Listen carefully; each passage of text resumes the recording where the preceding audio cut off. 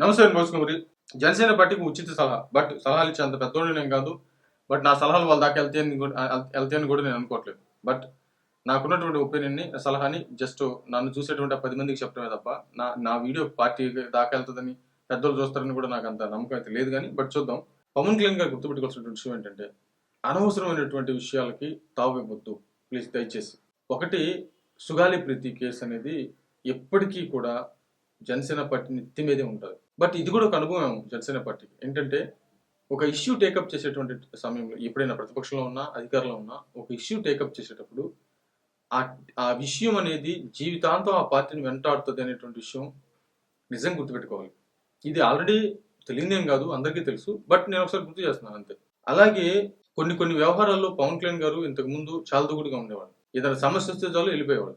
అట్లాంటి సమస్యలు రాబోయేటువంటి రోజుల్లో ఒకసారి పరిశీలించుకోవాలి.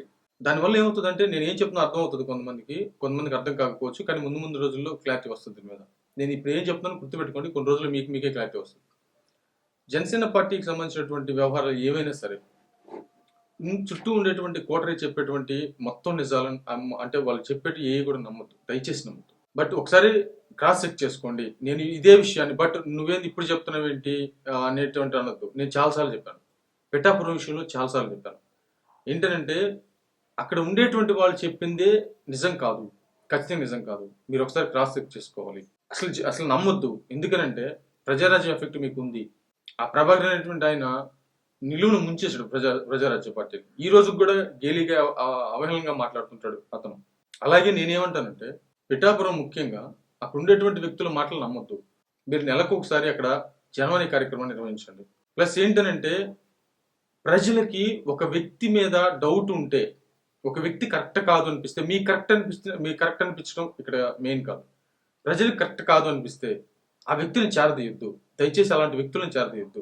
అది జనసేన పార్టీకి ఎదుగుతున్నటువంటి క్రమంలో చాలా నష్టాన్ని చేకూరుస్తుంది. ప్లీజ్ దయచేసి అర్థం చేసుకోండి. బట్ నేను చెప్పేంత పెద్దోని కాకపోవచ్చు, నాకు అనిపించింది చెప్తున్నాను అంతే. బట్ వీలైతే తీసుకోండి, లేకపోతే లేదు. పవన్ కళ్యాణ్ గారికి ఎప్పుడు ఉండిపోయేటువంటి మచ్చ ఖచ్చితంగా సుగాలి ప్రీతి కేసే. బట్ దాన్ని ఎట్టి పరిస్థితులు కూడా క్లారిటీకి తీసుకొచ్చేయడం ప్రయత్నం చేయండి. ఒకవేళ మీ శక్తి సరిపోలేదా చెప్పండి.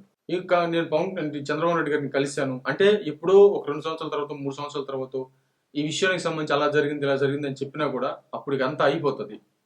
అలా కాకుండా కొన్ని విషయాలు ఏంటంటే, త్వరితగతిన కంప్లీట్ చేసేయాలి.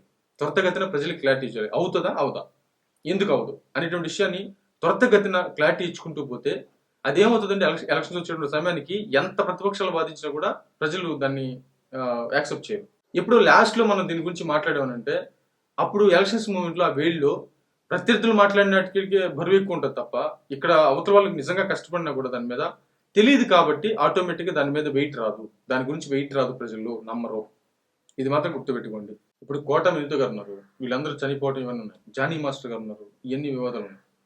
జానీ మాస్టర్ గారికి సంబంధించి ప్రాబ్లం వచ్చింది, తీసి పక్కన పడేశారు. అలాగే కోట వినీత గారికి సంబంధించి ప్రాబ్లం వచ్చింది, పార్టీకి పక్కన పెట్టేశారు. అదేవిధంగా కిరణ్ రాయల్ గారికి సంబంధించి ప్రాబ్లం వచ్చింది, తీసి పక్కన పెట్టేశారు. అలాగే ఇంకొంతమంది ప్రాబ్లం వచ్చింది, తీసి పక్కన పెట్టేశారు. అలాగే ఇప్పుడు ఒక కొత్త వివాదం వస్తుంది. బట్ నేను దాని గురించి పూర్తిగా చర్చించట్లేదు. ఇంకా ముందు రోజుల్లో ఖచ్చితంగా దాని గురించి చర్చించాల్సిన పరిస్థితి వస్తుందేమో చూడాలి. ఇప్పుడు కొత్తగా ఒక వివాదం వచ్చింది, రాబోతుంది. దానికి సంబంధించి ఆల్రెడీ ఆ ఊరి గ్రామస్తులు ఒక కుర్రవాడు చనిపోయిన దాన్ని బట్టి, ఆ కుర్రవాడి చనిపోవడానికి కారణమైనటువంటి వ్యక్తిని జనసేన పార్టీలో జాయిన్ చేసుకున్నారనేటువంటి వాదన వినపడుతుంది బలంగా. ఇలాంటి విషయాలకి దూరంగా ఉంటే, ఎంత దూరంగా ఉంటే అంత మంచిది అనేది నా అభిప్రాయం. ఇప్పుడు కోట వినీత గారు ఫస్ట్ నుంచి జనసేన పార్టీకి ఎంతో సేవ చేశారు. అట్లాంటి వ్యక్తులనే పక్కన పెట్టేశారు. ప్లస్ కిరణ్ రాయల్ గారు అంటే ఇంక చెప్పే పని లేదు. ఆయన మొత్తం నిరూపించుకున్న తర్వాత వచ్చేసారు. జానీ మాస్టర్ గారు, ఇట్లా చాలా మంది జనసేన పార్టీ కోసం అహర్నిశలు కష్టపడ్డారు.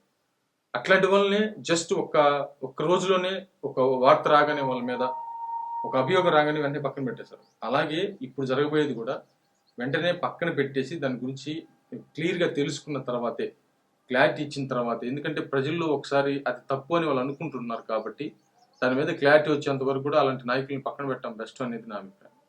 బట్ ఇది నా అభిప్రాయం. ఇష్టమైతే తీసుకోండి, లేకపోతే లేదు. మరి మీరేమంటారు?